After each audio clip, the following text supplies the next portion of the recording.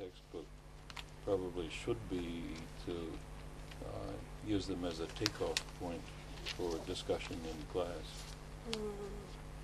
Maybe discussion among students in small groups.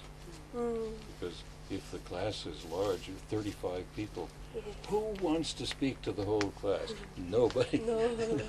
But in small groups of 3 students or 4 students, maybe they can speak with each other, and they can even practice with each other. So that's probably a way of using textbooks and getting them to be active based on that. I think so.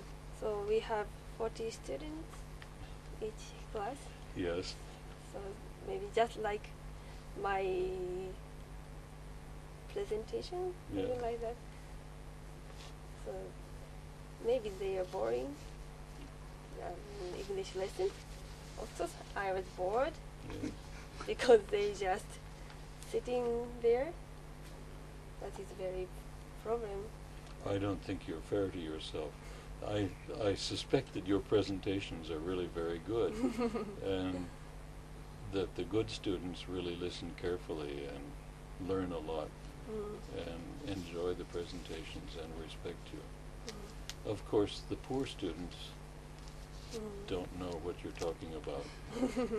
They got left behind years ago, and they don't have any hope, so they sleep. Yeah, so I made them read aloud the textbook, but other class teachers came to our class. Please quiet, goes very loudly. Oh, that's a shame. Yeah, that's. Oh, so what, did you stop having them read aloud? No. I You didn't stop. whisper aloud. Okay. Yes. What this excellent teacher that I was telling you about had discovered a method of having students read aloud, and she would get the students to read a page, and they would stand facing west, and when they finished reading the page, then they would face north and read the page again. And if they finished it, then they would face west and read the page again. And so she, the teacher, knew how fast they were and how far they'd gotten in reading the page. And the slower students maybe never stopped facing east, but the teacher knew where they were. And they were all having reading practice, they were all participating, and everybody had a sense of accomplishment about what we were facing. Excellent technique, I thought. That kind of brilliant yet simple innovation is very useful. That's very fun of them. But for me, that's very difficult to make them read aloud. Yes. Of course, with action. Right. Oh, that's hard too. Yeah. I've found that if they're being themselves, they're very shy. They don't like to expose their errors to other people. But if they're being somebody else, that's okay. They don't mind pretending.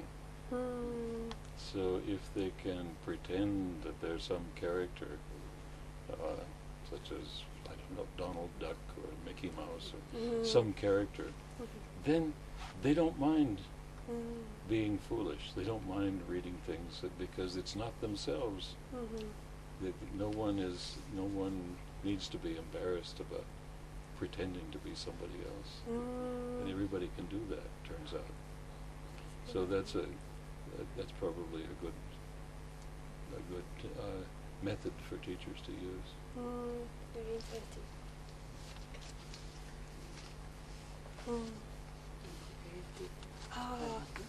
And last question. So, how can we make good lesson with ALT, assistant learning teacher? And that's very difficult. depends on the ALT, of course, and because ALTs are not tested for teaching instincts, we get good ones and bad ones. And it's really very difficult to work with the bad ones. You have to kind of control them and suggest to them what to do. And the good ones have their own suggestions. One teacher was telling me about her ALT. Oh, he's wonderful, she said. He comes in, he seems to have a new game every day, and the students love him. And so it's very useful. She could meet with him, and they would talk together about what they were going to do and how much time and what the goals were for the students, and she could work very well.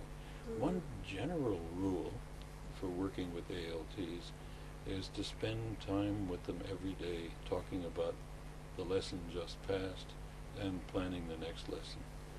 Most ALTs complain that their lead teachers don't talk with them enough. They say the lead teacher is maybe too shy or too busy, probably too busy, but they don't talk enough, and the ALT has a hard time working without direction. Some ALTs complain that they don't seem to be a central part of the lesson. They just seem to be a sideshow, an extra not important period of time, and just for entertaining students. And that's wrong, of course. They have to be encouraged to be a central part of the points being made in the lesson. And that's the teacher's job. So you didn't ask to control another teacher, and you probably had no training in controlling another teacher, and yet here comes an ALT who doesn't even speak your language, and you got to control her or him. And so it takes a little bit of thought as to how to do that. But the ALT did agree to come to the school and stand in front of a class, so the lead teacher can help the ALT do that job better. And they all are willing to listen to see how they can do the job better. So we should help them? Yes. Assistant. Yeah. When ALTs go home at night, they have a lot of complaints. And their complaints are often that they're not used enough, or that the teacher doesn't talk to them, or suddenly something changed and their lesson got cut off in the middle. All kinds of things happen that they don't understand because they don't understand the Japanese language, and they don't understand the Japanese situation, and how quickly it can change. So they get confused and puzzled, even angry. So the bad feeling sometimes goes both ways, and when it does, that's very unfortunate, a really unfortunate outcome. And when the good feeling goes both ways, it's wonderful for everybody, for teachers and students alike. I have to think about it. Yeah, so yeah. It is. It's not an easy job to work with another person every day and every day. Okay, so thank you so much. My pleasure. Thank you for talking with me.